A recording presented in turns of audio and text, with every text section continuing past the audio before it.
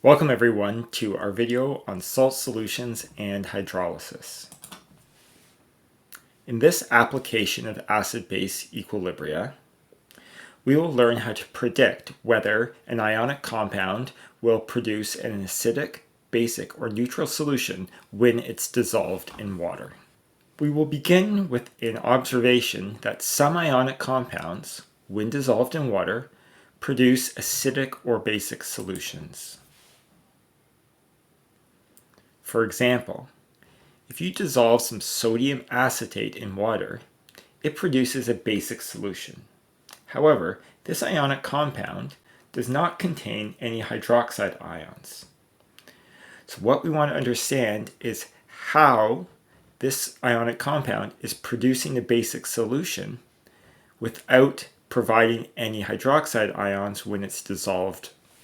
Prior to addressing the question about the acidity of salt solutions, we need to talk about some previous concepts and refresh ourselves on how strong versus weak acids and bases act when they're dissolved in water. Recall that strong acids and bases ionize completely, which means their reverse reactions do not occur.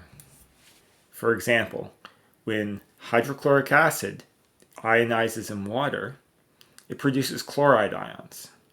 But those chloride ions do not react with water and reform the hydrogen chloride molecule. Likewise, when sodium hydroxide dissolves in water, it produces sodium ions. But those sodium ions do not interact with water to reproduce the sodium hydroxide compound.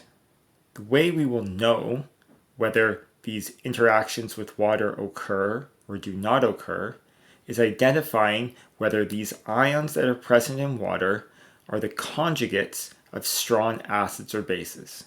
In both of these cases, the chloride and sodium ions are the conjugates of a strong acid in the case of chloride and the conjugate of a strong base in the case of the sodium ion. Here are some general rules for identifying the strength of acids and bases. If we are comparing similar oxyacids, in general, the acid strength increases the more oxygen atoms we have in that molecule. Perchloric acid is stronger than chloric acid, which is stronger than chlorous acid. In polyprotic acids, the acid strength increases with the number of hydrogens. Phosphoric acid is stronger than the dihydrogen phosphate ion, which is stronger than the hydrogen phosphate ion, which is stronger than the phosphate ion. There are some common acids which you should be familiar with. You should know that hydrochloric acid, sulfuric acid, and nitric acid are all strong acids. However, the key idea moving forward is that we can use the Ka value for an acid to determine its relative strength or weakness. Recall that the larger the magnitude of the Ka value, the stronger the weak acid. For bases, all of the bases from the group 1 and 2 metals, so the hydroxides associated with the group 1 and 2 metals, except beryllium, are strong bases. Sodium hydroxide, lithium hydroxide, potassium hydroxide, magnesium hydroxide. We can consider all other bases to be weak. But once again, most importantly, we can use the Kb value for a base to determine its relative strength or weakness. The larger the magnitude of the Kb value, the stronger the weak base. The term hydrolysis refers to the splitting of water.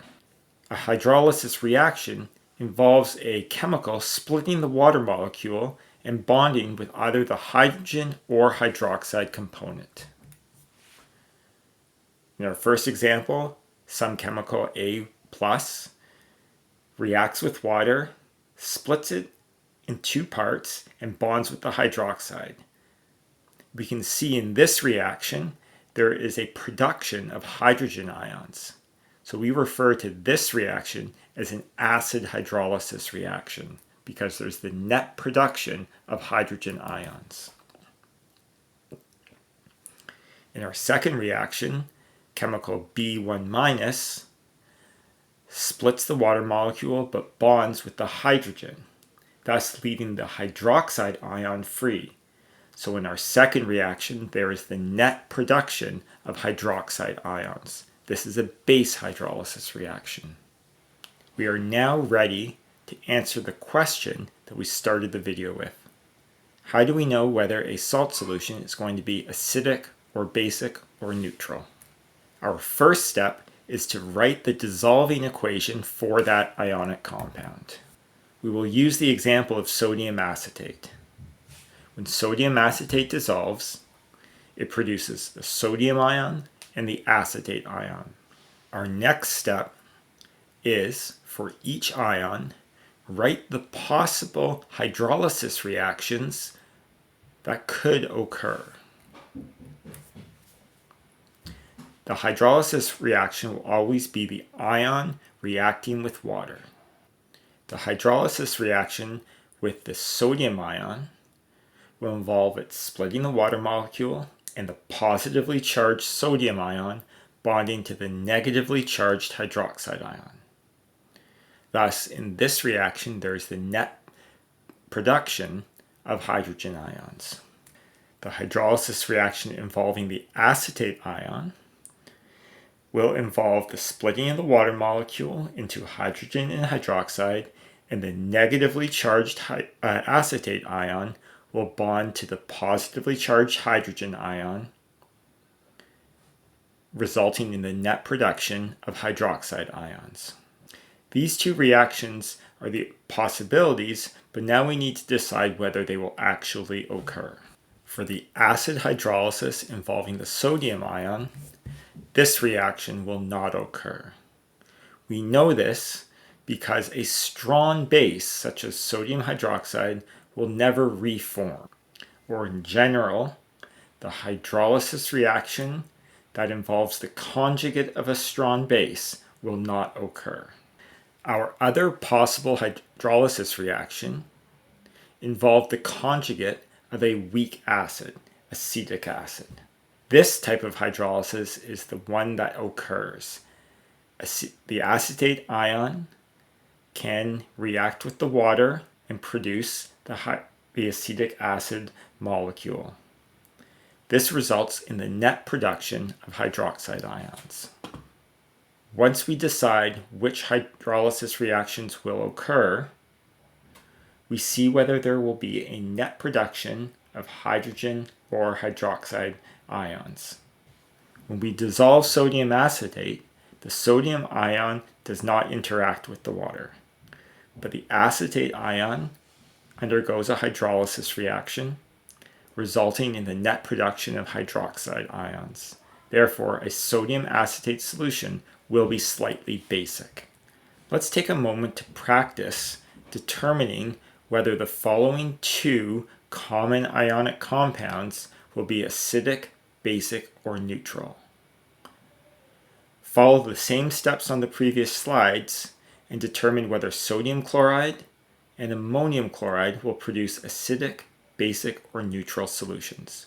Pause the video now and then continue to come back for the answers. If we look at the possible hydrolysis reactions with sodium chloride, both of them are the examples that we started off with.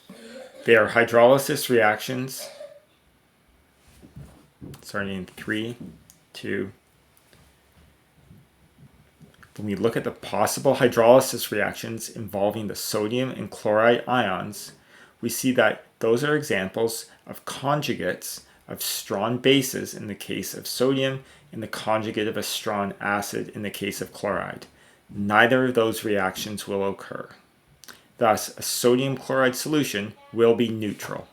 For ammonium chloride, we know that the chloride ion will not undergo hydrolysis from our previous examples. But ammonium is the conjugate of a weak base, the ammonia base, NH3. This hydrolysis will occur. Water in this case, as we can see, is acting as a Bronsted-Lowry base. It's a proton acceptor, resulting in the production of the hydronium ions. Here we have acid hydrolysis, and thus we will have an acidic solution. Ammonium chloride produces an acidic solution.